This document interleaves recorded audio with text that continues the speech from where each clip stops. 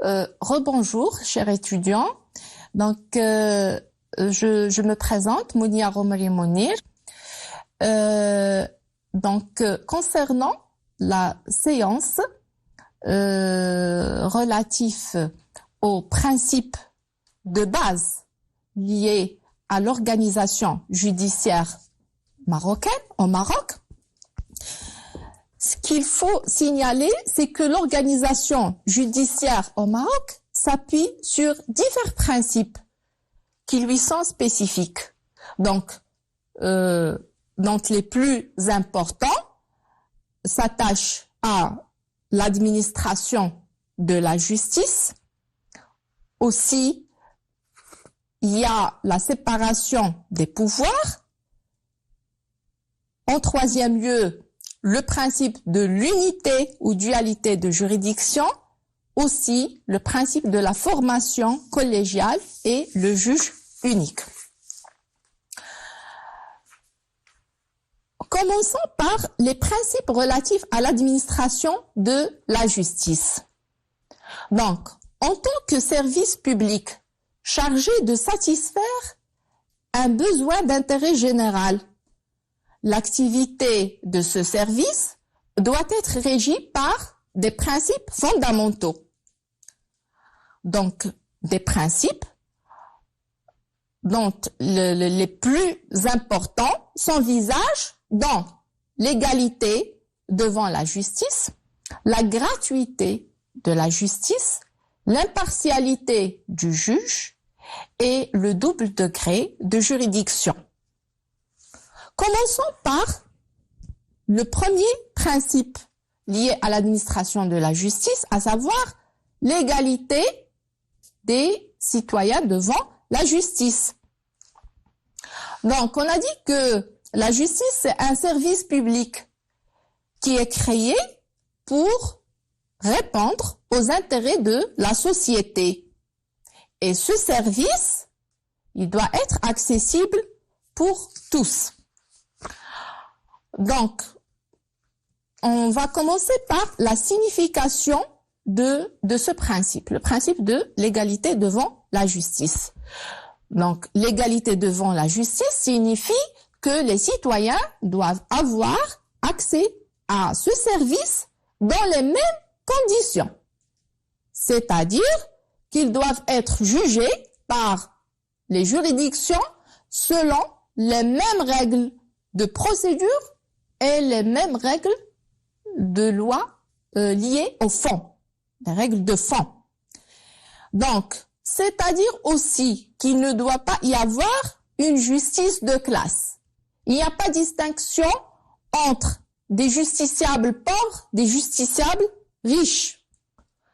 De même, il n'y a pas de distinction entre les justiciables selon leur nationalité ou leur religion, comme c'était le cas durant la phase coloniale.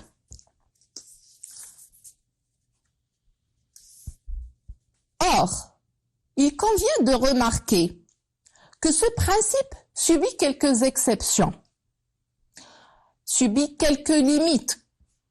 Donc, d'une part, on peut parler de limites de droit. Par exemple, la loi, parfois, ne met pas toujours l'administration et les autres justiciables de droit privé sur le même pied d'égalité. Donc, par exemple, la loi interdit, parfois elle interdit à une juridiction judiciaire de prononcer contre l'administration des injonctions.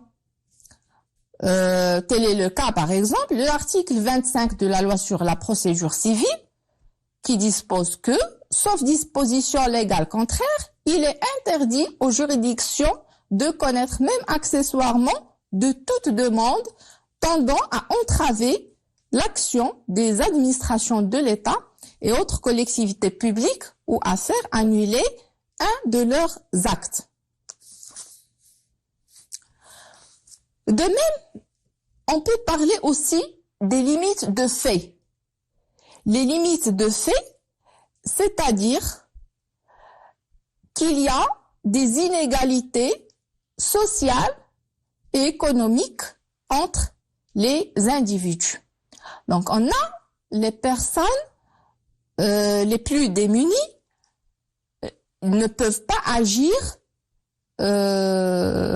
normalement d'une manière normale devant les juridictions, faute de ressources financières. Ici, on peut parler de l'assistance judiciaire, mais comme on va le voir au niveau de la gratuité de la justice, si on parle de l'assistance judiciaire, il y a d'autres frais qui vont être supportés par le justiciable, tels que par exemple les frais de transport. Donc ici, ça pose un problème devant les justiciables. De même que ces personnes, les personnes ou les justiciables les plus démunis ne peuvent pas suivre longtemps leur procès. Concernant le principe de la gratuité de la justice, qu'est-ce que ça signifie? Qu'est-ce que signifie la gratuité de la justice? C'est-à-dire que l'État prend en charge le coût du fonctionnement de l'administration judiciaire, à savoir la rémunération du personnel, les magistrats, l'État prend en charge les dépenses de fonctionnement, de l'équipement. Donc on a les locaux, les bureaux, les ordinateurs, etc. Donc la gratuité de la justice est un principe constitutionnel. Ainsi, dans ce cadre, la Constitution marocaine a prévu ce principe. Or, comme tout principe, le principe de la gratuité de la justice subit aussi quelques exceptions. Donc, concernant, par exemple, la charge judiciaire, ce qu'on peut dire à ce niveau-là, c'est que le justiciable supporte des charges judiciaires, par exemple le paiement de la taxe judiciaire, comme il peut supporter d'autres frais, tels que par exemple les frais nécessités par la procédure devant le tribunal, les frais d'expertise, on a les honoraires de l'avocat, etc. En plus, on peut parler de l'insuffisance de l'assistance judiciaire. Donc, l'assistance judiciaire signifie ou comporte une exonération du paiement de la taxe judiciaire, aussi désignation d'un avocat d'office. Donc, dans certains cas, le législateur prévoit l'assistance judiciaire pour certaines catégories de justiciables.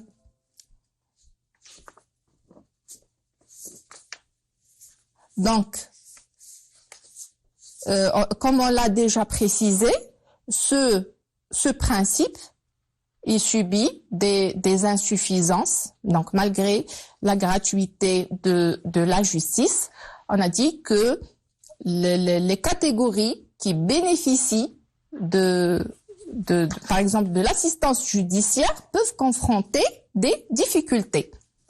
En plus, il y a le principe de l'impartialité du juge, qui est un principe très crucial au niveau de la réalisation de la justice et la confiance des justiciables au service de la justice. Qu'est-ce que ça signifie? L'impartialité du juge signifie que le juge doit statuer sans prendre parti au procès. C'est-à-dire qu'il doit veiller à ce que chacune des parties jouisse des chances pour se défendre. Il y a ici un principe du respect de la contradiction. C'est ce qu'on appelle le respect du débat judiciaire, le débat devant le juge. Donc, chaque partie se défend. Donc, doit présenter ses points de défense. D'ailleurs, l'impartialité du juge constitue la base même de la justice. Elle constitue une garantie fondamentale du plaideur. Donc, ce dernier n'a recours aux juridictions que parce qu'il est convaincu que son affaire sera traitée de toute impartialité et neutralité du juge. Donc, pour réaliser cette impartialité, le législateur a mis en place plusieurs dispositions. Donc, l'impartialité du juge, elle est réalisée par la possibilité d'exercer des recours contre les jugements. Donc, par exemple, l'appel, la cassation, etc. Il y a aussi une possibilité de récusation des magistrats qui permet d'écarter le juge par un plaideur, par exemple, dans des cas déterminés par la loi. Et aussi, il y a la possibilité de la prise à partie qui peut être exercée, par exemple, en cas de faute professionnelle commise par le magistrat, un dol, une fraude, etc. En revanche, ce qu'il faut signaler, c'est que l'impartialité, parfois, peut présenter des inconvénients. Des inconvénients, pourquoi? On a le juge qui est tenu par l'article 3 de la loi sur la procédure civile. Il est tenu de quoi? Il est tenu de statuer dans les limites fixées par les demandes des parties et ne peut modifier d'office ni l'objet ni la cause de ces demandes. Les plaideurs étant en justice, il y a des plaideurs qui ignorent la règle de droit, la règle de procédure, surtout de procédure. Elles peuvent commettre des erreurs au niveau du respect de la procédure, ce qui se reflètera, d'une manière négative sur leurs droits.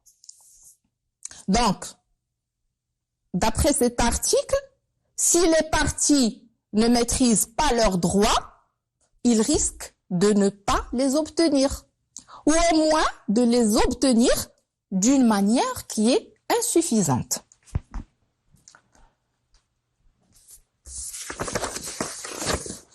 Donc, l'organisation, cette matière relative à l'organisation judiciaire comporte d'autres principes. On parle aussi du principe du double degré de juridiction. Donc, c'est une garantie du procès équitable, de la réalisation d'un procès équitable. Ce principe représente une grande garantie aussi des droits de la défense. Il permet aux plaideurs de soumettre leur procès pour un second examen à une juridiction de second degré. Dans ce cadre, l'article 18 de la loi sur la procédure civile dispose que les tribunaux de première instance connaissent de toutes les affaires civiles, les affaires de la famille, commerciale, soit en premier et dernier ressort, soit à charge d'appel.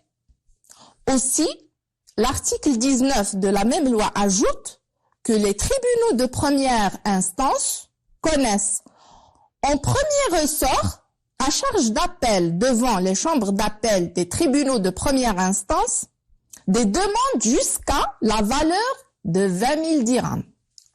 En premier ressort, à charge d'appel devant les cours d'appel, des demandes d'une valeur supérieure à 20 000 dirhams.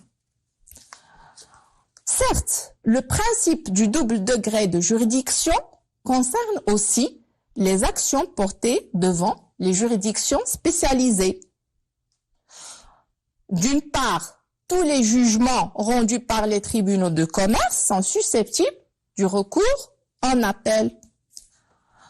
Sous cet angle, on a l'article 18 de la loi 53/95 instituant les juridictions de commerce qui précise que l'appel des jugements du tribunal de commerce est formé dans un délai de 15 jours courant à compter de la date de notification du jugement conformément aux dispositions prévues aux articles 134 à 141 du Code de procédure civile sous réserve des dispositions du deuxième alinéa de l'article 8 de la présente loi. En effet, le législateur a fait du double degré de juridiction un principe devant les juridictions du royaume. Donc, on a les chambres d'appel devant les tribunaux de première instance, on a les cours d'appel. Certes, ce principe ne connaît d'exception que dans certains cas, et des cas qui sont bien déterminés par la loi, des cas qui peuvent exister, soit vu la faible valeur du litige, tel que l'article 10 de la loi 42-10 portant organisation des juridictions de proximité et fixant leurs compétences. Cet article, bien sûr, limite la compétence du juge de proximité aux actions personnelles et mobilières qui n'excèdent pas la valeur de 5000 dirhams. En l'occurrence, il y a l'article 8 de la même loi qui ajoute que la partie lésée peut intenter un recours en annulation du jugement devant le président du tribunal de première instance. D'autres atteintes sont portées à ce principe. Il s'agit de divers cas régis par la loi relative à la procédure civile. Par exemple, l'article 144 de la loi sur la procédure civile qui octroie aux tiers la possibilité d'intervenir pour la première fois en appel. Il y a aussi l'obligation des juges d'appel à évoquer le fond de la contestation. Maintenant, un autre principe de la justice au Maroc, on a le principe de la séparation des pouvoirs. Le principe de la séparation des pouvoirs aussi, c'est un principe constitutionnel. Sous cet angle, la Constitution marocaine de 2011 a précisé dans son article 107 que le pouvoir judiciaire est indépendant du pouvoir législatif et du pouvoir exécutif. En l'occurrence, ce principe signifie que le juge, dans sa fonction judiciaire, ne saurait recevoir d'injonction ou instruction et ne doit être soumis à aucune pression. Ainsi, à chaque fois qu'il estime que son indépendance est menacée, il doit saisir le Conseil supérieur du pouvoir judiciaire. On a l'article ici, l'article 104 de la loi organique 113. 100-13. En revanche, tout manquement de la part du juge à ses devoirs d'indépendance constitue une faute professionnelle grave. L'article 96 de la loi organique 106-13 portant statut des magistrats. Donc, de même qu'il ne peut prendre directement ou indirectement aucune part à l'exercice du pouvoir législatif, ni empêcher ou suspendre l'exécution des lois vu qu'il est tenu d'appliquer la loi. Sur ce dernier point, il convient de noter que le juge peut interpréter la loi en cas de silence ou d'obscurité en usant de son pouvoir discrétionnaire. D'où l'importance de la jurisprudence. La jurisprudence qui constitue une source complémentaire et une source explicative de la loi. Donc, le juge ne peut pas dire que je vais pas statuer sur cette affaire vu l'absence du texte de loi ou encore vu l'obscurité de texte. Donc, il doit interpréter la loi. Donc, on a dit que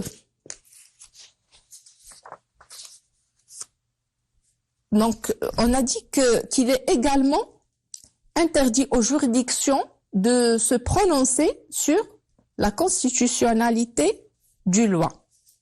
Donc cette interdiction, elle s'inspire de l'article 133 de la Constitution de 2011 qui donne compétence à la Cour constitutionnelle pour connaître d'une compétence d'inconstitutionnalité soulevée lors d'un procès lorsqu'il est soutenu par l'une des parties que la loi dont dépend l'issue du litige porte atteinte aux droits et libertés garantis par la Constitution.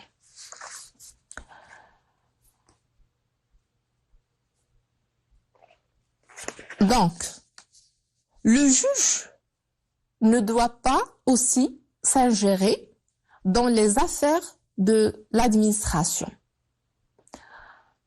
Il est à noter que les actes du gouvernement et les relations interétatiques, par exemple, bénéficient d'une certaine ou d'une véritable immunité parlementaire.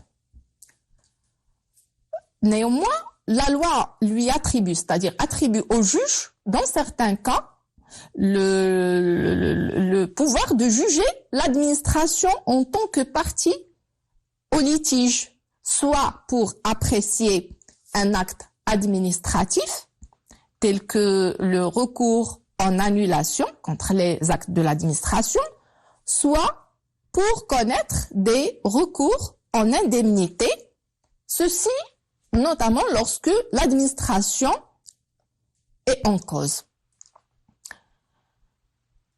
Bien sûr, lorsqu'on parle de la compétence du juge ici, on parle de la compétence des juridictions administratives qui ont été créées dans ce but-là. Donc, dans le but de protéger les individus contre les abus de l'administration. Aussi, les juridictions ordinaires sont compétentes pour juger l'administration. Ceci lorsqu'elle agit en tant qu'une partie ordinaire soumise au droit commun. Par exemple, lorsque l'administration se présente en tant que locataire d'un local. Par ailleurs, l'indépendance du pouvoir judiciaire découle notamment de l'inamovibilité des magistrats de siège. Ces magistrats sont nommés par Dahir sur proposition du Conseil supérieur du pouvoir judiciaire. On a ici l'article 67-68 de la loi organique 100-13. Le Conseil supérieur du pouvoir judiciaire est présidé par le roi.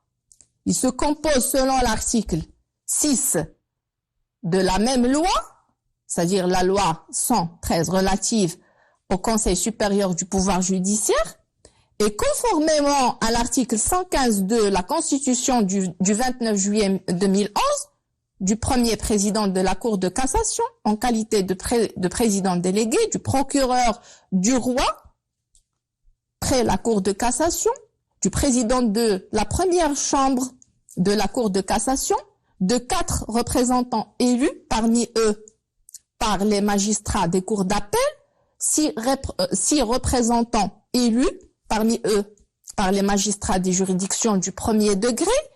Une représentation des magistrats doit être assurée parmi les 10 membres élus dans la proportion de leur présence dans le corps de la magistrature conformément aux articles 23 et 45 de la présente loi organique, du médiateur, du président du Conseil national des droits de l'homme et de 5 personnalités nommées par le roi reconnus pour leurs compétences, leur impartialité et leur probité, ainsi que pour leur apport distingué en faveur de l'indépendance de la justice et de la primauté du droit, dont un membre est proposé par le secrétaire général du Conseil supérieur des oulémas.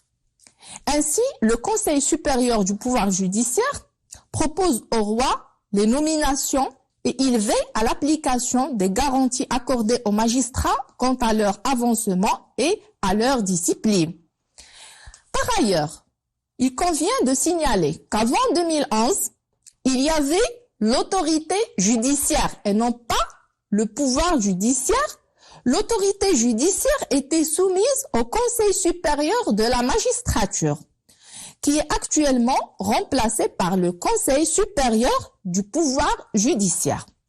Certes, cette nouvelle appellation n'est pas anodine, mais elle reflète une véritable indépendance du pouvoir judiciaire par rapport au pouvoir exécutif et au pouvoir législatif. En fait, cette indépendance se concrétise sur plusieurs points.